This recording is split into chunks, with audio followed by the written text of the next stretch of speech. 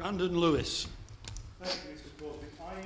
I want to focus briefly, as I know other members wish to speak, but primarily on the economic importance of tourism to Great Yarmouth and to reflect that across other coastal towns.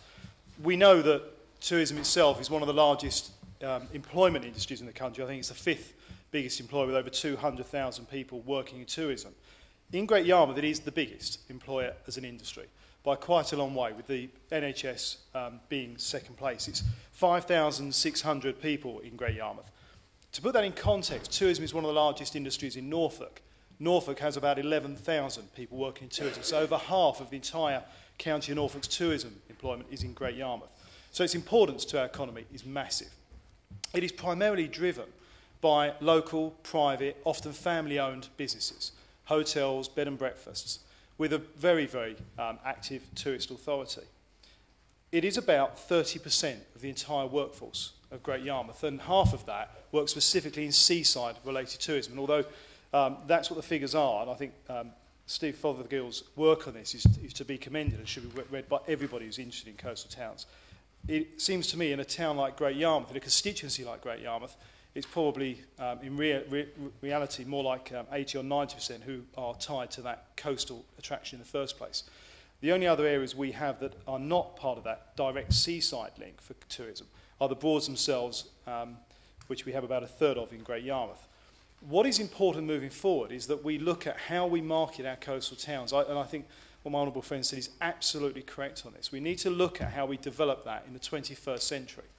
Tourism for many of our coastal towns is that classic British archetypal postcard idea. But things have moved forward.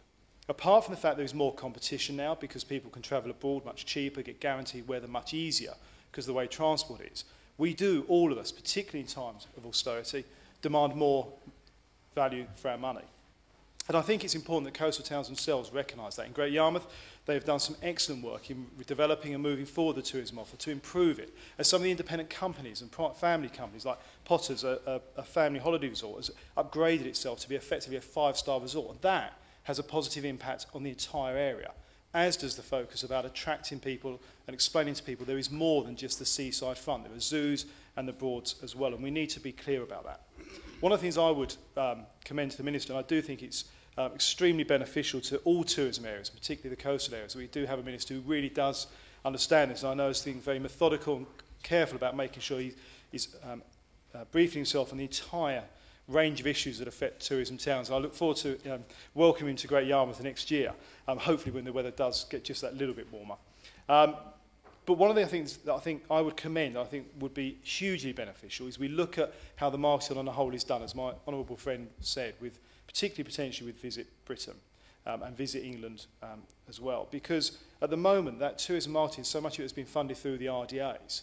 And one of the complaints I've often had is that they really don't understand and focus on what a coastal town, particularly in the Eastern region, with EDA has wanted. If we can move that into a body that actually does understand and is focused on tourism, it seems to me a far more logical way of moving forward, and a body that our tourist authorities, our local authorities and tourism organisations can better understand themselves rather than this sort of quango system we've had. But there are opportunities, and that economic value is huge. In Great Yarmouth, we're hopefully going to get one of the large casinos, and the benefit of that is potentially up to another 1,000 jobs, and it brings a different type of person to the town as well. But I do think, moving forward, the best thing we can achieve from debates like today, and hopefully from the government itself, is helping to just raise the profile nationally to people of how important tourism is, that much of tourism in coastal towns does focus around independent SME-type businesses who really do need that extra bit of motivation and support to make sure they can develop, because in many of our areas we suffer, as we do in Great Yarmouth, with that limited season as well. I think out of season, one of our areas, which is one of the most deprived wards in the country, hits unemployment of 16 to some years 18%, just because of the issue around the seasons. And we are moving forward, we're developing the energy industry and looking with the casino and other areas how we extend the season. But that extra motivation and support, if we can find some economic drive and some coverage and the changing the way we market towns, might help with that stretch across the season to, as I say, incentivise those independent business people to understand that they should be investing further and actually get some of the bigger organisations and bigger companies who invest across Europe in coastal and tourism towns to start looking more at British coastal towns and how they can bring their business and the benefit to them. And when they understand that even a town that's not the biggest town in the world, I appreciate, like Great Yarmouth, has a tourism industry that's worth around £500 million a year with over 5 million visitors, there is a huge amount of business for people to do. And that brings a real benefit to the British economy that I would commend the government to support as much as it possibly can.